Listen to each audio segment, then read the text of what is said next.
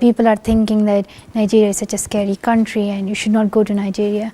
And but I thought that like my sisters need me, and more than 200 girls are abducted, and I need to go and speak up for them, and I need to tell the president that he should realize his responsibilities and he should do something for it. So it's really great that I have come here and I have met people, and the people of Nigeria are incredible. They are really nice. They are really they have this determination. They're resilient, and they are really courageous people. Was it difficult arranging the meeting with the president? Did you find it a bit difficult going through all the bureaucracy, getting to the president eventually?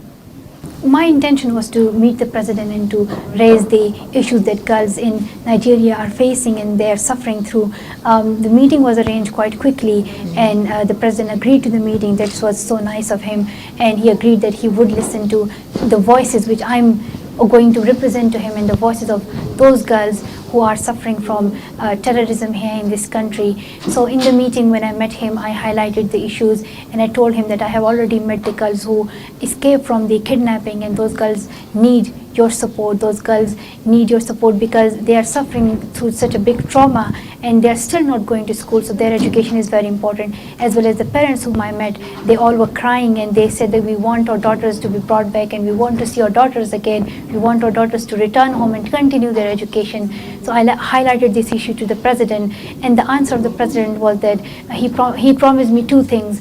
The first was that he will make sure that all the girls return home safely, and the second promise that he made was he will definitely meet the parents of these girls, and he will make them sure that the girls are returning back, and he will try his best.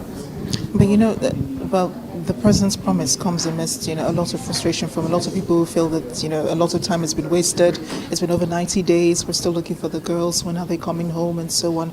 Do you see that frustration also?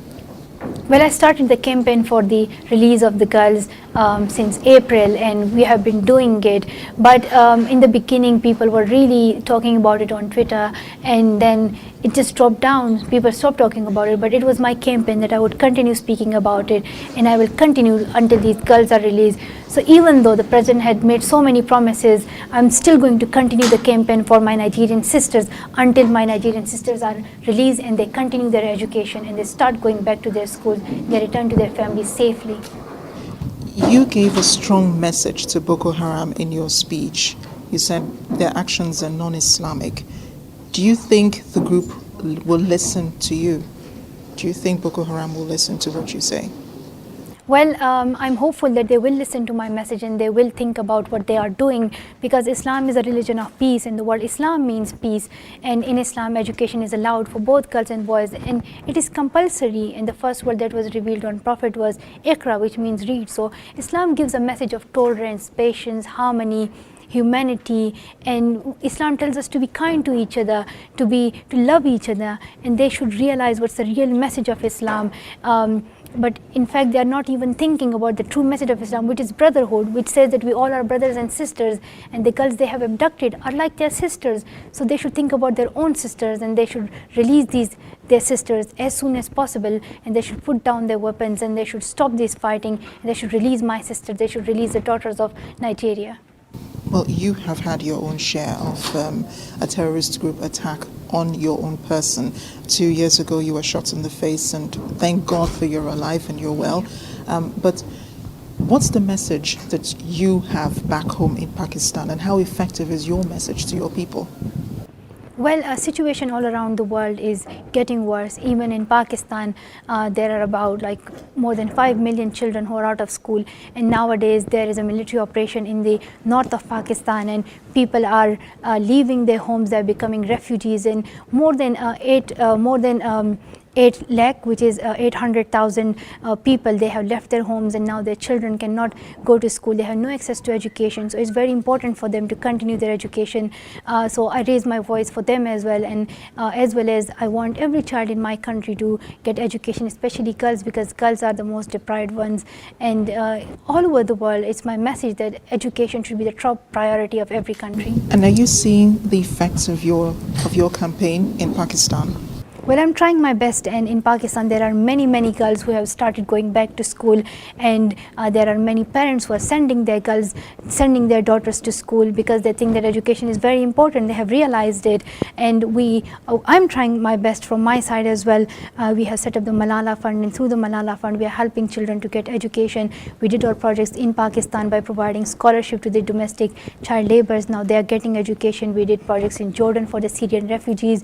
We did projects in Kenya, and now here we are doing projects in Nigeria as well.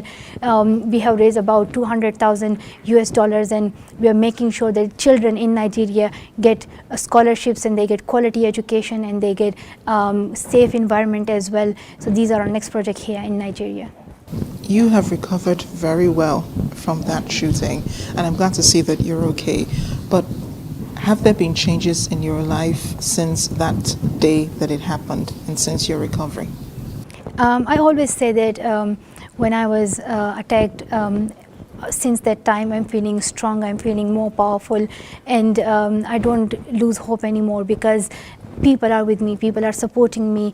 And as I look back at the past year, we have done a lot of things through the Malala Fund, and now I'm realizing that the world is focusing on education. There are world leaders who are now giving attention to education, but the journey is not completed yet. It's a long way, and we should continue this journey, and I'm hopeful that a day will come that every child will be going to school.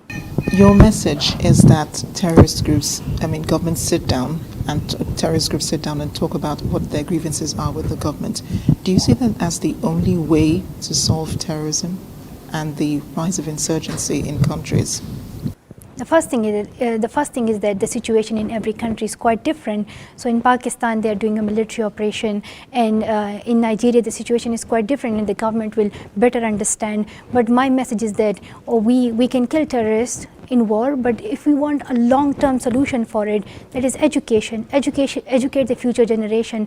Tell them to learn about harmony. Tell them to learn about respecting each other's cultures, traditions, and respecting each other's color and language and religion. So we need to focus on education. This is the way we can fight terrorism, and we should make sure that the 10.5 million children who are without education in Nigeria, they go to school, and the millions of children all around the world who have no access to school start their education. You've heard criticism about what you're doing.